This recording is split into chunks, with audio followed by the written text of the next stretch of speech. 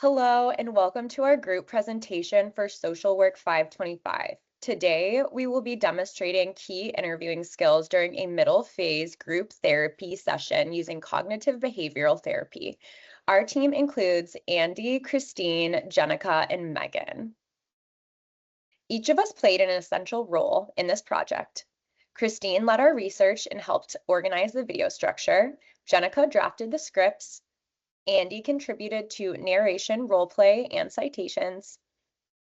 And Megan created our slides, managed editing, reviewing our references.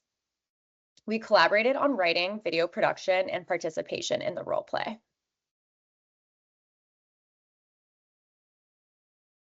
Our client is Jordan, who is a 35-year-old veteran enrolled in CBT group for co-occurring depression and substance abuse disorder. He reports low mood, irritability, guilt, and difficulty managing sobriety during periods of distress. He has a history of relapse linked to emotional triggers. The modality we're demonstrating is CBT group therapy, focusing on one client. We chose cognitive behavioral therapy because it is evidence-based, structured approach, effective for depression and substance use. CBT aligns with Jordan's preference for skill building and practical strategies. It also supports our clinical judgment and the emphasis on changing thoughts, feelings, and behaviors. CBT's efficacy and dual diagnosis treatment is well supported. We will demonstrate 4 core clinical interviewing skills in our role play. Empathetic responses, demonstrating attunement and understanding. Open-ended questions, encouraging deeper discussion and client insight. Reflection, helping the client hear and process their own thoughts. Providing and maintaining focus, redirecting treatment goals and structure. These are skills supported by clinical literature used throughout our dual diagnosis group therapy model.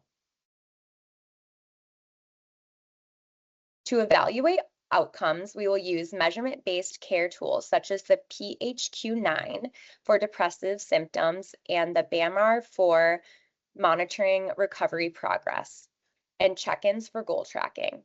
A reduction of at least 5 points on the PHQ-9 increases in protective factors on the BAMR would reflect treatment success.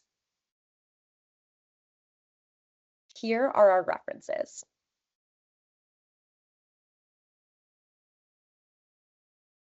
Thank you.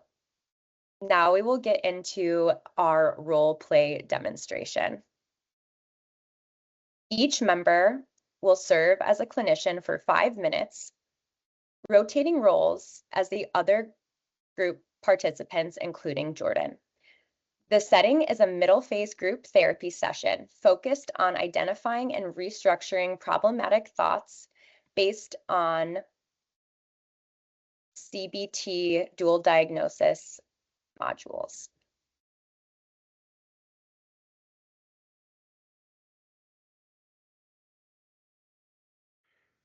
Welcome back, everyone. Good to see you all here today. Let's begin with our check-in. As always, feel free to share at your comfort level. No pressure, just honesty. Jordan, last week you mentioned weekends are particularly difficult for you. Would you be willing to share what came up for you this past weekend? Yeah, the weekend started off okay, but Saturday night, out of nowhere, I got hit with this wave of stress. I keep thinking about how my bills are late, rent's due, and I completely feel overwhelmed. I just thought, what's the point? So I had a drink to calm down, but what turned into 4 before I even realized it. Oh no, I'm so sorry to hear that. And thank you for being honest, Jordan. That takes a lot of courage. It sounds like you were doing your best to manage things, but the stress just built up until it felt like too much to carry. That's something many people in recovery experience. Let me ask you, what was going through your mind in that moment? It can be mentally, spiritually, physically, right before you took that first drink. Well, I just thought I'm failing again. Like I felt sad. I just felt like weak. Like nothing I do works. I just keep trying, but it doesn't matter. I can't keep this up. Oh no, I'm so sorry to hear that. That's a heavy thought. I'm fainting again. I want to sit with that for a moment because it really matters to me. And like, you can overcome this. Um, what do you think that thought meant for you in that moment? What did it feel like it was saying about you? Thank you. It just felt like I'm stuck. Like I'll always be someone who messes things up. I try and then I fall back. It just feels like a cycle that I can't break. Thank you, Jordan. Feeling stuck like that, especially when you're trying to change, is really painful, and your feelings are valid in our group today. Okay. Um, and it's really painful. It's exhausting to feel like your efforts don't count or like one setback erases all the progress. That sense of defeat can be incredibly loud when you're already overwhelmed. And when it gets loud, it's understandable that you reach for something that brings temporary relief, even if it doesn't help long term. Thank you for sharing that, Jordan, because, that really resonated with me too, and just how you're feeling because I I I get like that too. Sometimes I just feel like, one bad thought undoes everything like I've been trying to work for, and you just like really start to believe that maybe you are the problem. And so thank you for sharing, and that really resonates with me too. Thank you for that, Christine. That's such an important reflection. These kind of thoughts like I'm failing, I always mess up, I can change. They're what we call red flag thoughts or thinking traps. They tend to show up automatically, especially when we're emotionally flooded. And then and they feel real, but that doesn't make them true. Let's pause for a moment and name what's happening here. These thoughts can feel like facts, but often they're emotional reaction, reflective, deeply ingrained beliefs that show up in moments of pain or fear. And when we don't recognize them, they can lead us to act in ways we might regret later, like reaching for alcohol, isolating, or shutting down. Jordan, I want to come back to something you said. It feels like I'm always mess things up. That's belief carries a lot of emotional weight. And what I hear underneath that is not just frustration, but fear, maybe even shame.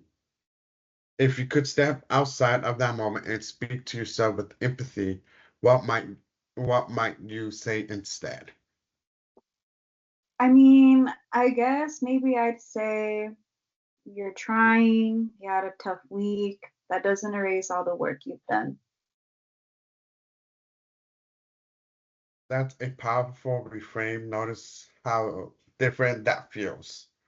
It's still honest. It doesn't ignore the mistake, but it doesn't define you by it. That shift is how we speak to ourselves. Is part of how change happens. It's not about perfection. It's about compassion and progress. All right. Let's carry that into today's focus. We're going to work on two things today, group. First, recognizing red flag thoughts when they show up. Second, responding to them with awareness and empathy rather than believing them automatically.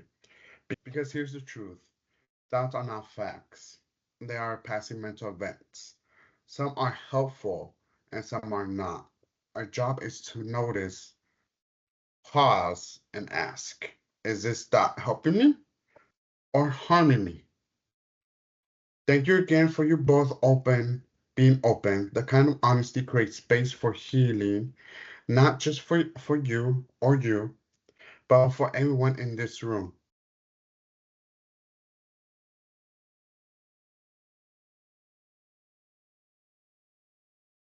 So red flag thoughts are a direct connection to depression, anxiety, and substance use. Red flag thoughts are always negative and sometimes called thinking errors. Negative thoughts often cause negative emotions like depression, anger, or frustration. Your personal red flag thoughts may be automatic or reflexive. That is, they have become part of your habit and you might not realize it. Negative emotions are the #1 predictor of relapse. Today, we will focus on recognizing and learning to change these thoughts.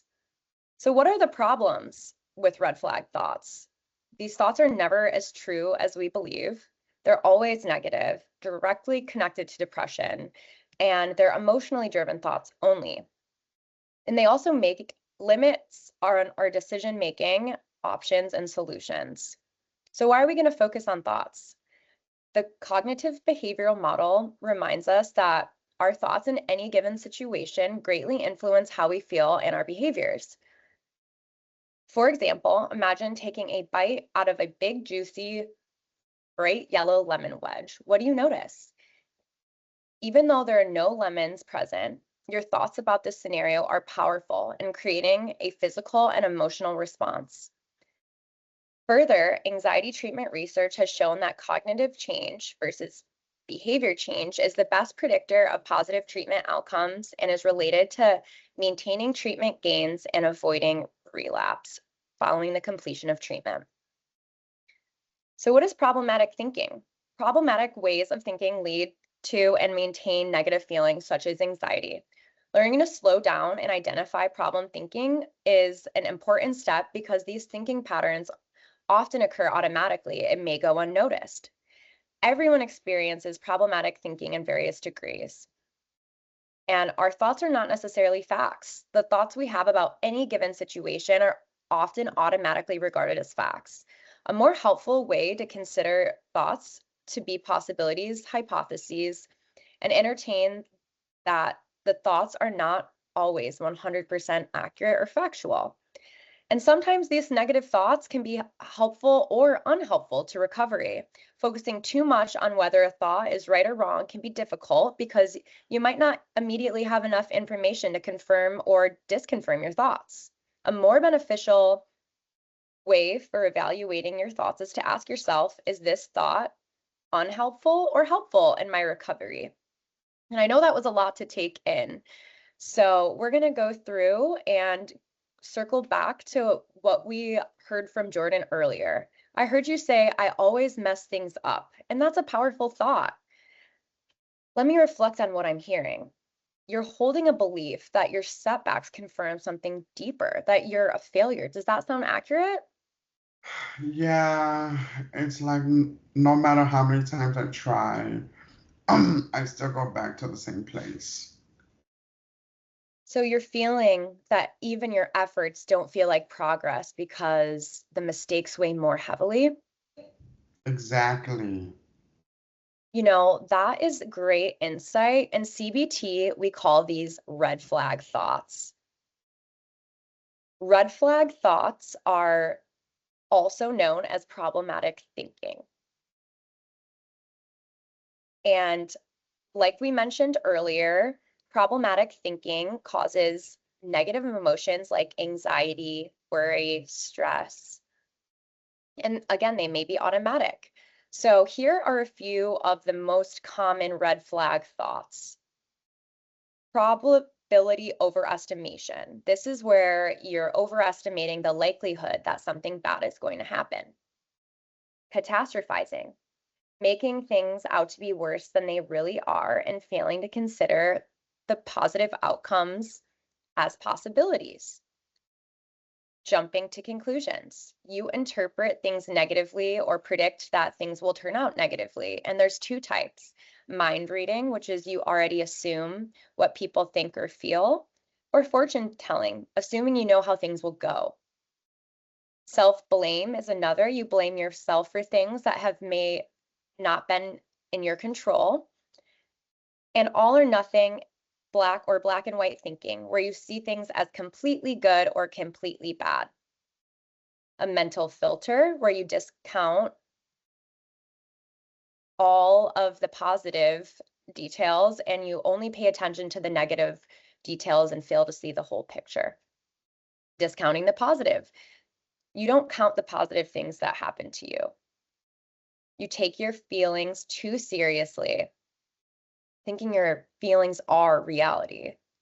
Overgeneralization, generalizing from a single event to all situations. Should statements, you try to motivate yourself with shoulds. These should statements about yourself make you feel guilty, and when you say them about other people, you feel angry or let down. Lastly, labeling. You give yourself negative labels. Because you are feeling anxious, you think of yourself as an anxious person instead of a person who happens to be anxious. So going back to what you said earlier, let's take a moment to name some red flag thoughts that you've noticed lately. So what are some red flag thoughts that you have all been experiencing over the last week? Well, for me, I kind of just get stuck in the mindset of like, no one actually cares. I'm alone in this. Thank you for sharing. That sounds like a combination of a mental filter, focusing only on the negative, and mind reading, assuming that you know how other people think and feel. Anyone else? Mine is I should be better by now. I'm wasting everyone's time. Wow, that is a powerful one. Includes a should statement, which can lead to guilt and shame, and it might involve labeling, where you see yourself in a harsh, fixed way. These are common and they carry a lot of weight. Everybody has these red flag thoughts. So let's write them down and walk through the first step of catching it. When these red flag thoughts hit, you feel like I'm failing again, your goal is to pause and notice it. Remember, these thoughts often feel true, but it doesn't mean they are true. Okay, but in this moment, it's hard to catch. That's totally normal. Catching it is a skill, and this is new learning. It gets stronger with practice. We're trying to build the awareness now so we can respond and not react. So let's keep going and see how we can shift this.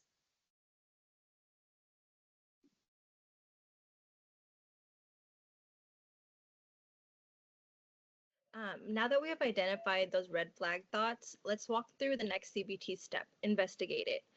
This is where we pause and really look whether the thought is as true as and helpful as it feels. So, Jordan, would you mind would you be open to trying this with us? Sure, I'll try. Thank you. So let's start with the thought you mentioned earlier. I always mess things up. Could you walk us through what this might make this feel true for you?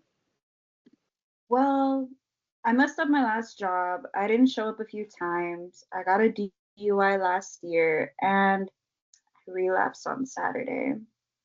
That feels like a pattern. Yeah, and that's a lot to carry. And I hear how much thought that weighs on you. But let's slow it down. We're not denying that those things happened, but are they the whole picture? I mean, I don't know. They seem and feel pretty big. Yeah, and that's valid because they are big, but when you're sitting here in a group, you're still trying, you're still showing up. So let's explore the other side. What's some evidence that goes against the idea that you always mess things up? Well, I've been showing up here. I had like 5 weeks sober before this slip. I've been applying to jobs again too. And that's huge. You've been actively doing the work. The fact that you came back after a slip just speaks volumes, and that shows resilience. I totally get that. I used to think one mistake meant I had to start all over. Like none of it count. But my therapist said recovery's not about being perfect. It's about returning.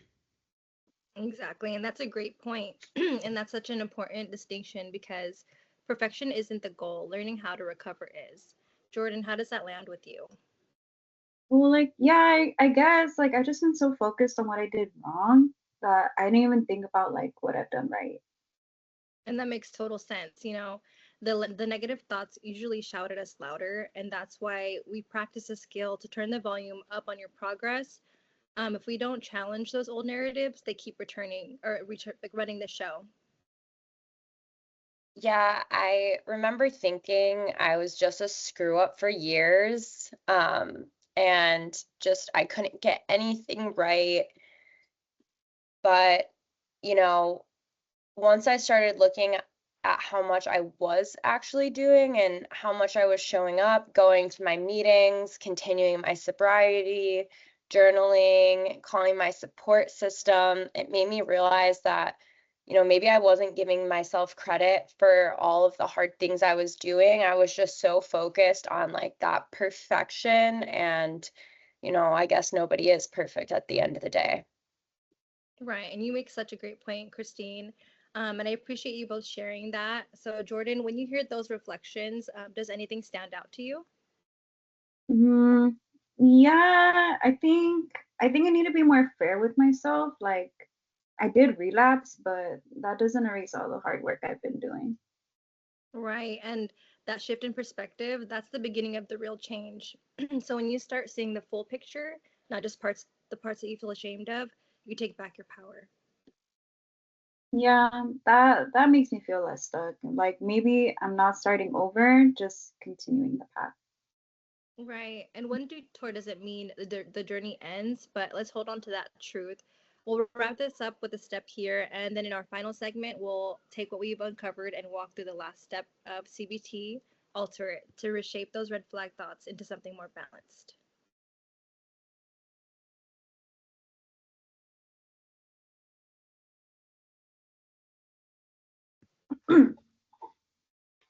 All right, everyone, we've made it to the final CBT step in the process, alter it.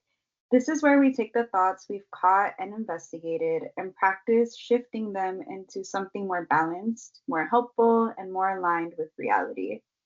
Jordan, earlier you shared that I always mess things up.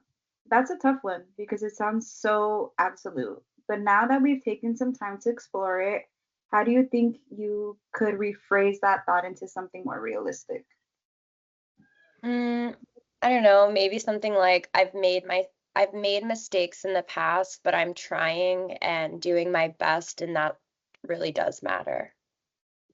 That feels more grounded. It doesn't pretend like things are perfect, but also doesn't erase the effort that you've been making. It holds both the struggle and the progress. How does it feel to say that out loud? Honestly, it feels kind of weird and like unfamiliar because I've always felt like some people were just like born more happy or maybe born, having it more together than I have. And I just thought, I was on the other side of the coin, like I'm never, good enough, never happy. And I'm just not one of those happy people or one of those people that life just, works out for them. But now I'm starting to see that that doesn't always have to be true. And I think that it makes me feel better because it leaves room for hope. And that makes sense. Thank you so much for sharing that. When we're used to thinking like in harsh thoughts, even a slightly more compassionate thought can feel foreign at first. But that discomfort, that's a sign you're moving towards something new. Let's open this up to the group. What are some other ways we can reframe red flag thoughts to something more balanced or useful? For me, I've been trying to change. I'm failing into I'm learning. Like even when I slip up, I get it and it's part of the process. And sometimes I just feel vulnerable and really just stuck. And with these red dots, it's gonna help me out. You know what? And sometimes feeling vulnerable can be hard, but it's good. That's a beautiful reframe, Andy. I'm failing shuts the door, but I'm learning keeps the door open. It makes room for growth. Right. Yeah. And then mine is no one cares, but I'm trying to replace it with some people might not understand, but this group shows me that I'm not alone. That's good. That's so powerful, Jenica. It honors your pain, but it doesn't isolate you in it. These reframes don't erase pain, but they change how we can hold it. Instead of getting stuck in hopelessness, we're choosing to speak to ourselves with honesty and self respect. Let's take more examples. Anyone else want to share? Yeah, I always think like I'll never get better, but I've started saying recovery takes time and I'm still in it. And sometimes relapsing is part of the, sobriety journey. It absolutely is. That shift matters so much. It acknowledges the struggle without closing the chapter. It reminds you that recovery isn't always linear. It's a path with turns, stops, and even setbacks, and that's okay. Let's take a moment now and each share one personal takeaway from today, something you're going to carry with you this week. For me, my takeaway is that I can't always control my first thoughts, but I can challenge them. And it doesn't always, have to be that my thought turns into an action. Just because I think something doesn't mean I have to go, reach for the alcohol, which I thought earlier, like last week over the weekend, would make me feel better. But at the end of the day, it didn't. And for me, I don't have to believe every thought that pops into my head when it comes down to me drinking alcohol or taking any drugs or anything in general. Yeah. And then for me, I can slow down and ask myself what evidence supports this thought before reacting because, our harsh thoughts usually get to us first. And then we never really like see the outer part that's better. That's such a powerful summary of CBT, especially this third step. You're learning to respond instead of react. And in those small shifts, big changes can happen. So thank you so much for sharing, you guys. I really appreciate it. For this week, your goal is to complete at least one thought record, catch a red flag thought, explore what was going on, how you felt, and then practice reframing it. Bring that with you the next session and we'll talk it through together. Great work today, everyone. It was a good session, and I'll see you guys next week. Thank you for watching our CBT group demonstration. Each skill we use supports Jordan's recovery process and group cohesion. We appreciate the opportunity to build and reflect on our clinical practice.